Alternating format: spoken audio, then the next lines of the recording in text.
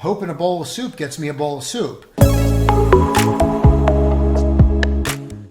Hey everybody, hope you had a good trading day. So we started off with a lot of data feeds being off this morning, which is not what you want to see. We're going to spend a little time going over what's going on out there. There's a couple trades out there that I think make a lot of sense, but I really want to focus on a couple things here. First and foremost, this was the resistance level we went over on the top 10 for the week, and I just want to point out the obvious. We didn't break it. And, a couple things to concern yourself with here. All right. Every single reversal that has ran up has come under one distinct move. The next bar was red. And then after that, you kind of came down, tried to go up again, failed, right? And you can see it here, broke down, tried to go up again, failed. So you're seeing a pattern, all right? And I want to point this out with Tesla because I went over it at nauseum this week. So again, I'll link that video at the end of this. But, and it got great reviews, actually. Thank you for commenting and liking on it. It helps with the algorithm. But see what we're dealing with here again. So let's just kind of see. Let's just kind of walk through this. So these levels are somewhat similar, right? These levels are getting there, but they're not really there yet. So could we have another push up? We could, but this was really troublesome today. So let's get to the just today, and I just want to focus on this so you can get it. This is the first 15 minutes of the day. Now, let's clean all these lines out for a moment, and let's just talk about the first 15 minutes, all right?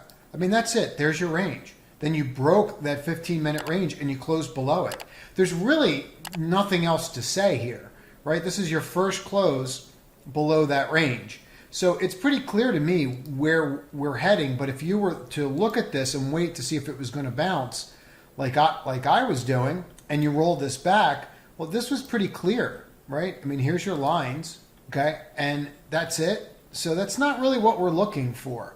I would like to have seen more movement today. So I'm using this because it's a proxy to the whole market, to what's going on there. Stay to the end because we are going to do the indexes today for sure. But I just want to go through some of these moves so you get it as to what's going on out there.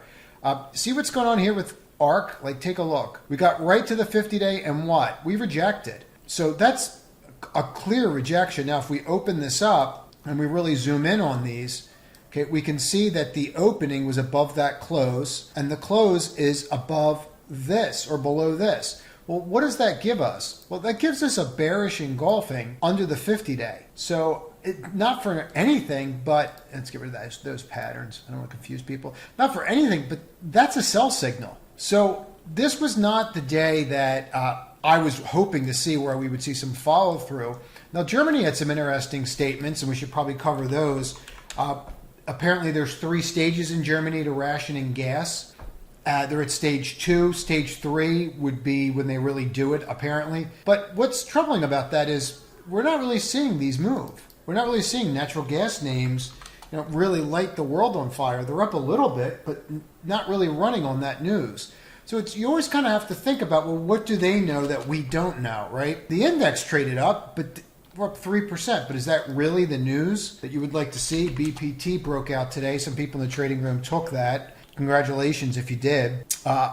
Frankly, for me, I was just very wary of this market, the way we acted off the open, and I did very, very little. But this looks like it's about ready to rip people's faces off. So, and it kind of makes sense if you think about it from the standpoint, the longer the crude oil stays up here over 100, right? The longer this happens, the bigger this dividend is. So this dividend right now is probably going to be around the $1.20. You earn that for the year. You're going to earn 25-30% interest. How long do you think this stock's going to stay here? That's when this stock actually started moving. Before, when people started realizing they were actually going to get that dividend payment for months, right? That's when it started having these enormous moves.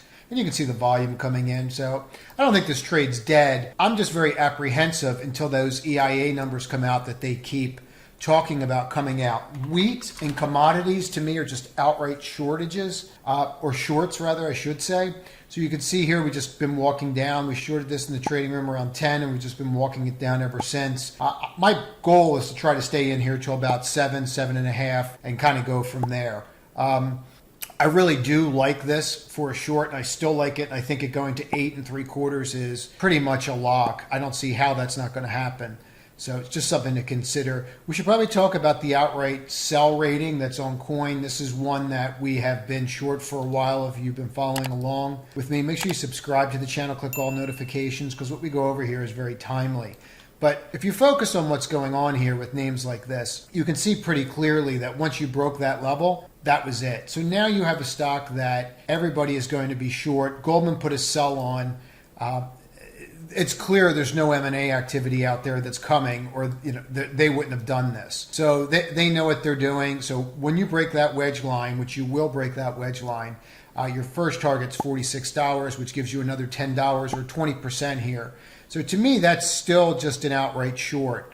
I watched the China names today, and I thought they'd get some interest based upon the inflows, and we did and we didn't. So the PDD really didn't work out the way that I wanted to. It broke out above and came back down. Seeing a lot of this today, break out and come back down. So we want to watch those and then just kind of go through the whole group and see which one didn't come back down and which one closed at a high of the day. Well, the one that wasn't on my radar, right? That's, man plans, God laughs. But see how this breaks out right here? See how that pushes? So that's definitely something that we should keep an eye on and try to figure out what we're going to do with. But what is this telling me right here? That's telling me that we're probably going higher. Flip this doji, and then if you can flip that doji from there, you could probably see that continue to push. So that'd be the next level, and then you'd be looking for it to get to the top of this. But we should really talk about this because it's interesting what's going on again. So you can see that people are selling, we're red today, so people are selling high yield, right? So that's happening. Now, they're also selling the 10-year, okay? They're also selling, all right, the 20. So at the end of the day, we're not seeing that rally in bonds continue. We're not only not seeing the rally in bonds, how is this dropping?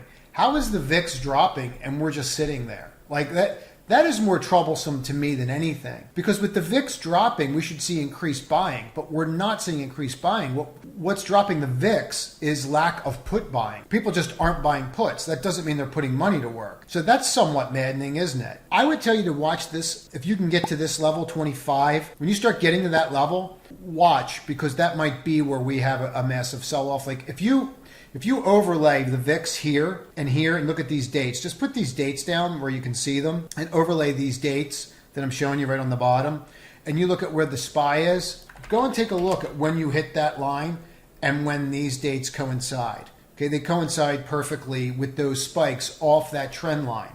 All right. So it's really important to understand that, right? There's June 9th. You can see where I'm going with this, right? Go look at the other dates I just gave you, June 9th. So the spike down to that trend line has led to these reversals. Now, I'm hoping for a bounce here, but, hope in a bowl of soup gets me a bowl of soup. So here's the 50. Let's get rid of my 100 lines on this chart. Okay. So here's my line pointing down. Here's the 50 pointing down. The 21's pointing down. I want to rally, but I have a downtrend. This is sloping. So I have to keep that in count. I can hope all I want that we're going to base and move around in here, but when you start seeing cracks on the wall, you have to look at them. Now, I gave levels in the trading room today, or last night in last night's newsletter, and all three of those didn't click. All three of them did not break through. They all held. Here, take a look. So that held. No, I'm not saying you can't flip, right? But that one held. SPY held. IWM. That one. Okay, this one you actually got over, but you are over that technically. That even though it's a doji, you're still there. But you break the low on that doji. That's the easiest trade in the world. I'll line the whole trade up for you. If you break down over that doji, that's it, right? Because now you're breaking that trend line and you're falling right back from support and resistance and breaking down again. So I would be really careful out there right now until this settles itself down. I think that it's becoming increasingly clear that we have kind of a recession out there. How much of that is baked in, we don't know. I thought a lot of it was. I don't know if the aspect of Germany running into problems where they are rationing gas for places like Tesla. One of the questions I asked on Twitter today is Tesla completely self-sufficient? If not, and they're going to go out there and ration gas in the winter months, well, that's not going to be good for companies that have gigafactories. So that's just something to think about, and it's out there, it's floating out there. So I know tonight's was a little more general, but I think that you need to be general right now, right? just let this sort itself out, because nothing is clear here at all. Nothing at all. I mean, one of the things I would say that I noticed that gave me a really red flag today was just this move in healthcare. We just saw buying in healthcare all day long. Okay, this, despite XLP, I saw massive inflows going into these names, and we're rejecting that 50 right there. I'm showing you that, so you understand where you're at in the move, so you don't rush. You're not trying to rush right into these names, but just looking at how they're acting, after these big moves up, really gives me pause, because that means that you still have buying going on there. See how you're still like having inside days on these? You don't buy Colgate because you're going to make money. You buy Colgate to protect your capital, and you want exposure to the market, and you want to get that dividend. I mean, that's pretty much it. Make sure you subscribe to the newsletter that is in the link below. It's a free newsletter, and we just started revamping it. I'm calling it 4321. When you get a copy of it, you'll see why. Monday morning, it's free. It comes out. It'll give you a list of 4 economic data points that you need to know, 3 stock ideas for the week, 2 quotes that I pretty much live by. A lot of people don't know that I'm a big reader, so I started including quotes down there. And 1 question you should be asking yourself all week to become a better trader. So that's free. If you're interested in joining the trading room, you can see a preview of it, top right corner up here. Just click the link. And that'll give you an idea of what to expect from it. It's open for another 3 days, and then I close it. I close it periodically for time. As we have people that sign up, we process them in, and then we make sure that everybody's up to speed. It's more about quality than quantity. You'll get that from the people that are in the group. And that's it. That's all I have. Everybody have a great evening. Take your time tomorrow. Let this sort itself out, and we'll go from there. Trade to win tomorrow, everyone.